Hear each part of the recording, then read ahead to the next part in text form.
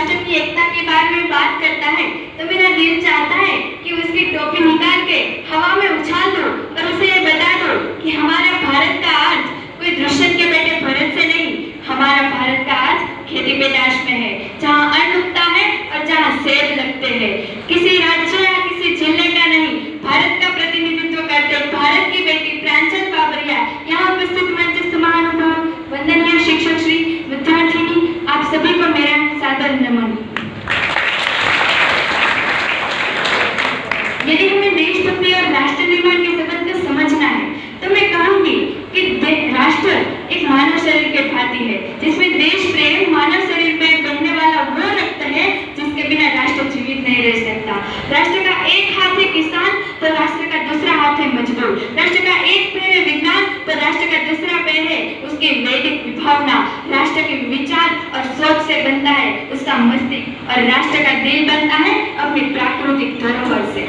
मैं समझती हूँ कि राष्ट्र किसी पार्टी या किसी धार्मिक समुदाय से नहीं बनता, राष्ट्र बनता है अपने संपदा से, राष्ट्र बनता है अपनी जनता से, राष्ट्र बनता है अपने बेहतर विचारों से।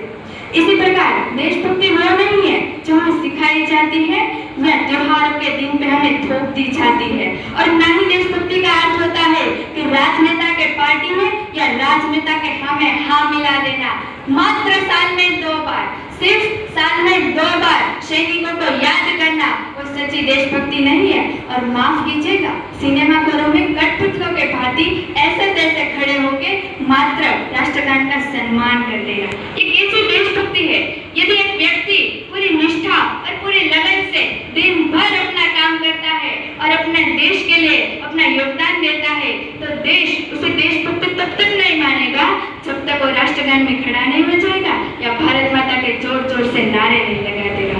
और दूसरी तरफ अगर कोई गुनहगार, कोई अपराधी जो राष्ट्र के लिए रोज बुरा करता है, यदि वो अपनी छवि सुधारने के लिए 4 लोगों के सामने राष्ट्रगान में खड़ा हो जाएगा या भारत माता के जोर जोर से नारे लगा देगा तो वो इस देश के लिए सबसे बड़ा देशभक्त माना जाता है।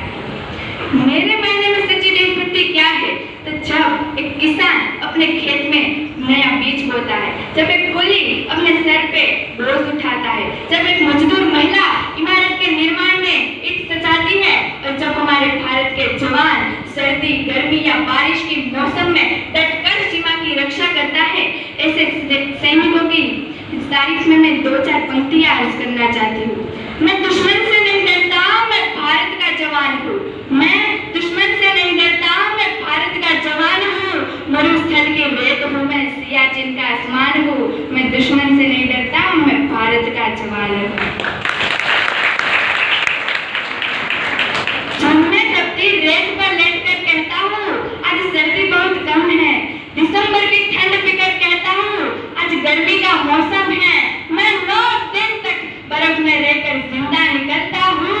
मैं अपने सीनों में अपने ही सांसों के टुकड़े भर देता हूँ। मैं दुश्मन से नहीं डरता, मैं भारत का जवान हूँ। -30 डिग्री में राइफल टांग के टहलने निकलता हूँ। -30 डिग्री में राइफल टांग के टहलने निकलता हूँ। आत्मजात की औकात क्या जब मैं कुदरत से नहीं डरता, मैं दुश्मन से नहीं डरता, मैं भारत का जवान हूँ। ऐसे बहादुर सैनिकों की 100 सलाम करते हुए मैं अपने भारत के युवाओं के बारे में कहना चाहती हूँ कि हमारे घर वो अपनी संस्कृति को मांगने की नहीं बल्कि स्वामी विवेकानंद की तरह उसे जानने की जिज्ञासा रखनी चाहिए। तभी जन्म लेती है सच्ची देशभक्ति और ईमानदारी से किया गया हर काम देश प्रेम बन जाता है। लेकिन देशभक्ति का दूसरा पहलू ये नहीं है कि जो मीडिया हमें दिखाती है या सुनाती है, लेकिन देशभक्ति वही है जब कोई हमारा काम अपनी सच्ची नीयत से करता है। और देशभक्ति तभी आहत होती है जब कोई कारखाने का मालिक अपने मजदूरों को हक की मजदूरी देता है और जब कोई जवान बेटा अपने माँ बाप को वृद्धाश्रम की चौखट पे नहीं छोड़ाता, तब वह सच्ची देशभक्ति मानी जाती है।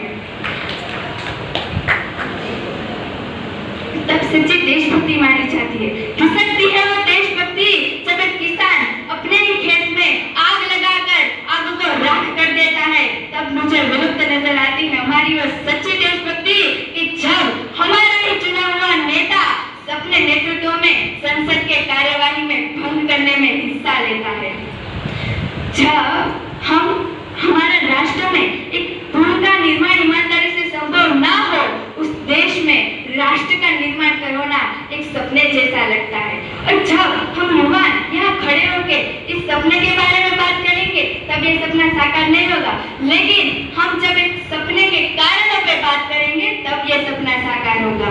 जब हम बीमारी के लक्षणों पर बात करेंगे तब ये सपना साकार नहीं होगा, लेकिन हम इस बीमारी को जड़ से उखाड़ फेंकने की हिम्मत रखेंगे तब ये सपना साकार होगा। और हमारे देश में ऐसी कितनी भी बीमारी है, जिसमें से मैं एक बीमारी को बात करना चाहती हूँ, जो है जातिवाद, जिसमें माना जाता है कि हम सबसे बड़े दुनिया के लोकतंत्र है, लेकिन मेरे हिसाब से हमारे दिमाग व हमारी सांस्कृतिक मान्यता पूरी तरह से अलोकतांत्रिक है।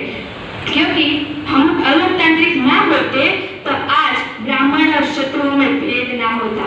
हमारे देश में हिंदू पैदा होते हैं, यीशु और ख्रिस्त पैदा होते हैं, लेकिन बदकिस्मती से एक इंसान पैदा नहीं होता, एक इंसान पैदा नहीं होता।